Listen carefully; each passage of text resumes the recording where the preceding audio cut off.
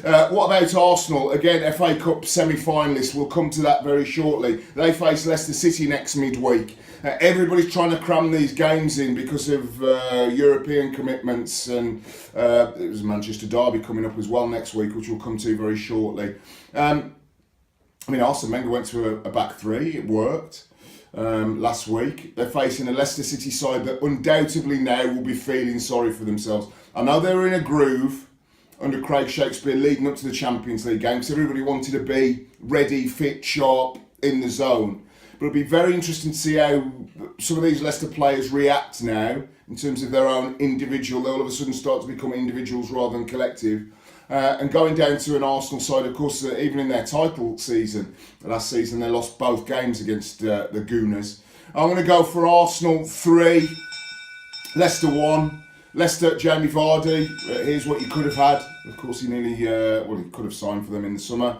I'm going to go for goal scorers for Arsenal. Alexis Sanchez. I still think Olivier Giroud's got a big part to play. And again, Morgan, Huth, big central defenders. Will either of them be fit or neither? We don't know. But I think that Olivier Giroud could well have his little cameo. So Alexis Sanchez 1, Olivier Giroud 2, which makes 3. And Leicester City with Jamie Vardy with the solo reply. Arsenal 3, Leicester City 1. Borough face Sunderland.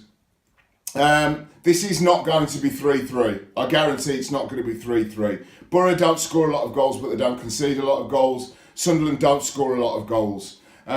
So at Middlesbrough, it might be a case of adios Premier League. We want to go out with a bit of a bang. It could be a home victory, but they haven't tasted a lot of victory up at the Riverside. So I'm going for a 1-1 draw. Rudiger Stead. Adama Traore. He's due a goal, the former Villa man.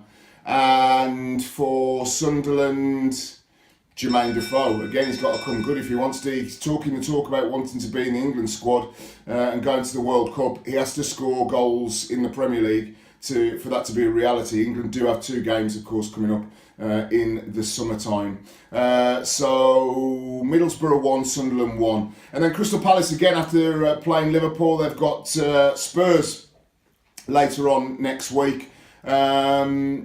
I think it's going to be a very, very tough last couple of weeks if you're a Crystal Palace fan. I don't think they will go down. I think they've got enough quality. They should have enough quality. By Jove, Christian Benteke on north of 100 grand, 120 grand a week. Should be. Kabay, not far off. Puncheon, Zaha's had a very good season.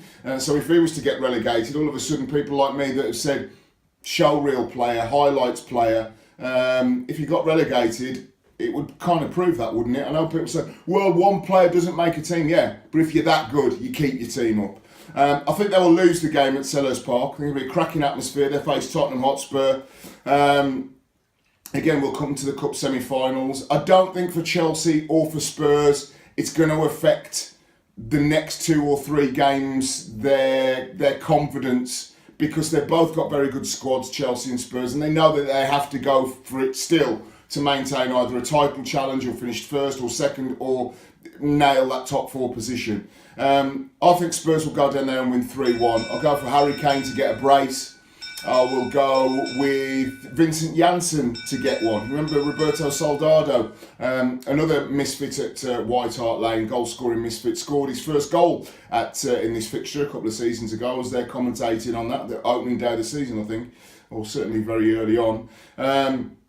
So I'll go for Vincent Janssen, Harry Kane to get 2, and Crystal Palace's response from Jason Puncheon. Crystal Palace 1, Tottenham Hotspur 3.